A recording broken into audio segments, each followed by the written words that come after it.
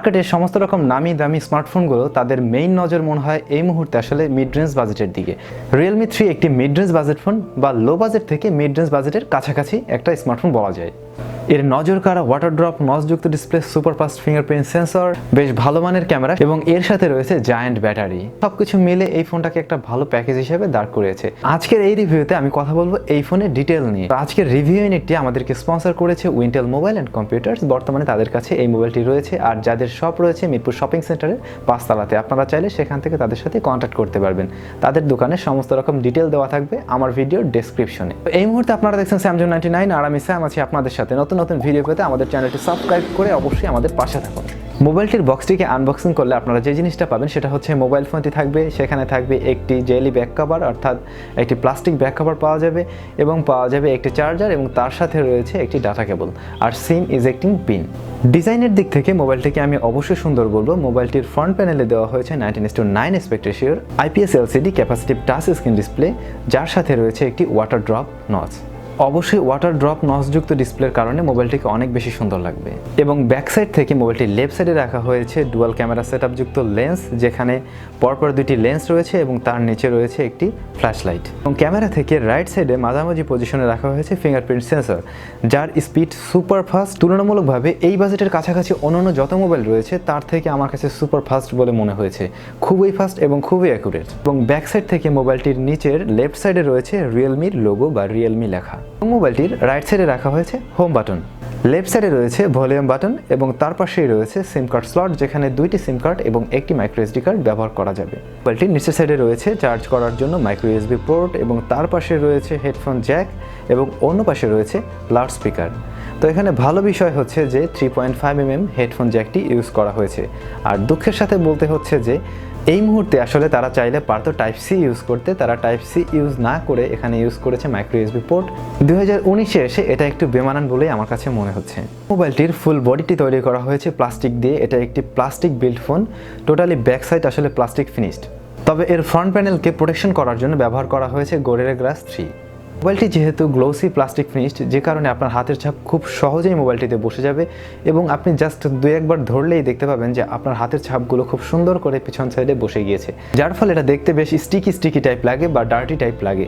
তাই অবশ্যই সাজেস্ট থাকবে এই মোবাইলটির সাথে বক্সে দেওয়া যে জেলি কাভারটি রয়েছে সেটা আপনি চাইলে ইউজ করতে পারেন। সেই ক্ষেত্রে মোবাইলটির প্রোটেকশন হিসেবেও কাজ করবে এবং এই ধরনের ফিঙ্গারপ্রিন্ট বসে যাওয়ার থেকেও রক্ষা পাবে। তো মোবাইলটি প্লাস্টিক বিল্ড হলেও অবশ্যই এর বিল্ড কোয়ালিটি যথেষ্ট ভালো এবং হাতে নিয়েও বেশ প্রিমিয়াম ফিল পাওয়া যাবে। এবারে আসা যাক মোবাইলটির ডিসপ্লে সেকশনে। মোবাইলটির ডিসপ্লে সেকশনে দেওয়া হয়েছে 6.2 ইঞ্চ 19:9 অ্যাসপেক্ট রেশিওর IPS LCD capacitive touch screen display, যার রেজুলেশন 720x1520 পিক্সেলস এবং এই ডিসপ্লেকে প্রোটেকশন করেছে কর্নিং গরিলা গ্লাস 3।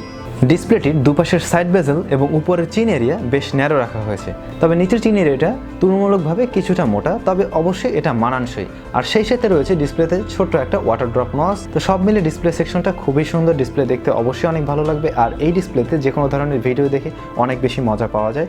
এই এক্সপিরিয়েন্স আপনারা অলরেডি হয়তো বা সবাই জানেন, কারণ বর্তমানে ম্যাক্সিমাম ফোনগুলোতে এই ধরনের নচযুক্ত ডিসপ্লে চলে এসেছে, যার ফলে আসলে এতে ভিডিও দেখার মজাটা আসলে অন্যরকম। ডিসপ্লের কালার বেশ ভালো, বেশ ভাইব্রেন্ট কালার দেয়, একটু ভিভিড টাইপের কালার দেয়, যার ফলে দেখতে খুবই ভালো লাগে এবং কালার স্যাচুরেশন এভরিথিং গুড। তবে যেহেতু এটি একটি 720p ডিসপ্লে, সেই ক্ষেত্রে শার্পনেসের কিছুটা ঘাটতি থেকেই যাবে, তবে এটা আসলে খুব একটা সমস্যায় ফেলবে না। নর্মালি রেগুলার ইউজেসে আপনি বুঝতেই পারবেন না আসলে এটা 720p ডিসপ্লে।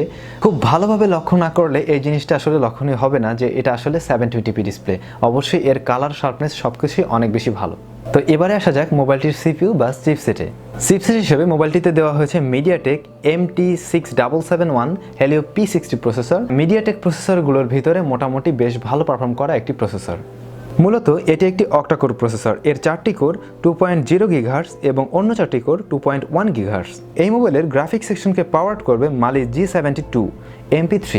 রেগুলার ইউজেসে এই কনফিগারেশন আপনাকে খুব স্মুথ একটা এক্সপিরিয়েন্স দিতে সক্ষম, বেশ ভালোভাবে চালাতে পারবেন, কোনো ধরনের ল্যাগিং বা কোনো ধরনের ইস্যু পাবেন না। রেগুলার ইউজেসে আমরা যে ধরনের অ্যাপসগুলো ইউজ করে থাকি এই সমস্ত জিনিসগুলো খুব সহজেই ইউজ করতে পারবেন। মাল্টিটাস্কিং বলেন বা অন্যান্য ধরনের কাজগুলো আপনি খুব সহজেই করতে পারবেন।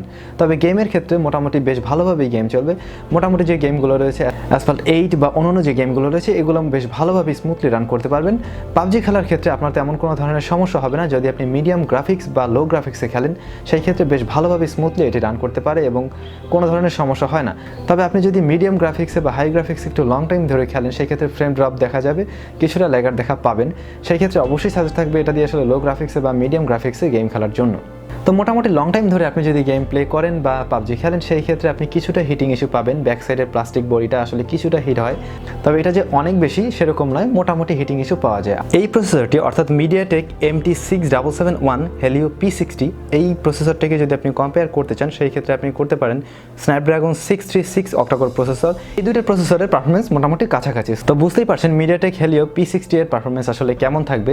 এর পারফরমেন্স মোটামুটি স্ন্যাপড্রাগন 636 এর মতোই হবে এবং এই কনফিগারেশনের সাথে মোবাইলটি পাওয়া যাবে দুইটি ভেরিয়েন্টে, একটি হচ্ছে 332 এবং অন্যটি হচ্ছে 464, অর্থাৎ 3GB র্যাম এবং 4GB র্যাম, এবং এর সাথে থাকবে 32GB র্যাম এবং 64GB র্যাম। আর সেই সাথে মাইক্রো SD কার্ড ব্যবহার করতে পারবেন আপ টু 256GB। এবারে চলে যাওয়া যাক মোবাইলটির ক্যামেরা সেকশনে।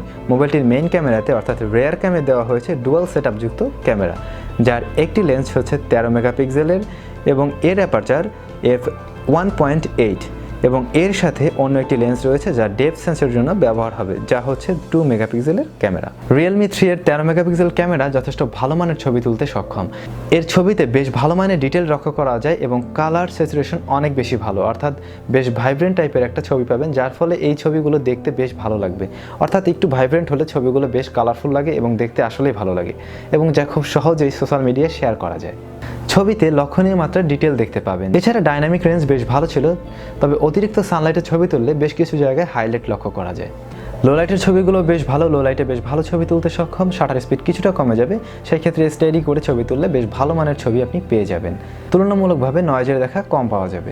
মেন ক্যামেরায় যেহেতু 2 মেগাপিক্সেলের একটি ডেপথ সেন্সর রয়েছে সেই ক্ষেত্রে আপনি পোর্ট্রেট মোডের ছবি তুলতে পারবেন এবং পোর্ট্রেট মোডের ছবিগুলো বেশ ভালো ছিল, বেশ ভালো রকমের এজ ডিটেক্ট করতে পারে। তবে চুলগুলোকে সবসময় অ্যাকুরেটভাবে ডিটেক্ট করতে পারে না, এটা ম্যাক্সিমাম ফোনে আমরা লক্ষ্য করেছি যে চুলগুলো আসলে খুব ভালোভাবে আসে না, সেই ক্ষেত্রে একটা রাউন্ড একটা ভাব চলে আসে, এটা খুব স্বাভাবিক একটা ব্যাপার। মোবাইলটির সেলফি হিসাবে এর ওয়াটার ড্রপ নজযুক্ত ডিসপ্লের ভিতরে যে লেন্সটি দেওয়া হয়েছে তা হচ্ছে 13 মেগাপিক্সেলের ক্যামেরা, যার অ্যাপারচার f2.0 এবং ক্যামেরার এক্সট্রা ফিচার্স হিসাবে রয়েছে HDR। Realme, oppo, vivo এদের আসলে ফ্রন্ট ক্যামেরা নিয়ে মনে হয় তেমন কিছু বলার নেই। অবশ্যই এদের ফ্রন্ট ক্যামেরা সবসময় অনেক বেশি ভালো থাকে, আর ফ্রন্ট ক্যামেরাটা আসলে হচ্ছে এমন যে আমাদের মতো কালো মানুষদেরকেও খুব সহজেই ফর্সা করে দিতে পারে, খুব সুন্দর করে দিতে পারে। তো এর ফ্রন্ট ক্যামেরা অবশ্যই ভালো থাকবে এবং যারা আসলে সেলফি লাভার রয়েছেন তারা খুব সহজেই এটার সাথে মানিয়ে নিতে পারবেন এবং আশা করি আপনাদের এর ফ্রন্ট ক্যামেরা যথেষ্ট ভালো লাগবে। ফ্রন্ট ক্যামেরাতেও রয়েছে পোর্ট্রেট মোডেও ছবি তুলতে পারবেন, তবে ওই একই কথা, অর্থাৎ চুলগুলো খুব ভালোভাবে ডিটেক্ট করতে পারে না, তবে এটাও মানিয়ে নেওয়ার মতো। রিয়ার ক্যামে ভিডিও করতে পারবেন 1080p 30 fps এ। এর ভিডিও নিয়ে আমি বেশ স্যাটিসফাইড, ভিডিও বেশ ভালোই, ভিডিও খারাপ হবে না। তবে ভিডিওতে কোনো ধরনের স্টেবিলাইজেশন নেই, সেই ক্ষেত্রে অবশ্যই আপনাকে কোনো একটা স্টেবিলাইজার ইউজ করতে হবে অথবা খুব সাবধানে ভিডিও শ্যুট করতে হবে এবং ভিডিওর সাথে সাথে খুব সুন্দর করে নয়েজ রিমুভ করে বেশ ভালোভাবে আপনার ভয়েস নিতে সক্ষম। এই ফোনের ফিঙ্গারপ্রিন্ট সেন্সরের কথা অলরেডি আমি বলেছি, এর ফিঙ্গারপ্রিন্ট সেন্সর সত্যিই সুপার ফাস্ট এবং সুপার একুরেট এবং মোবাইলটিকে আনলক করার জন্য আরেকটি অপশন রয়েছে, সেটা হচ্ছে ফেস আনলক সিস্টেম। খুব সহজেই আপনি ফেস আনলক করতে পারবেন এবং যেটাও একুরেট এবং খুব ফাস্ট। মোবাইলটির আরও বড় একটা ধামাকা হচ্ছে এই মোবাইলটিতে দেওয়া হয়েছে 4230 মিলিঅ্যাম্পিয়ারের ব্যাটারি।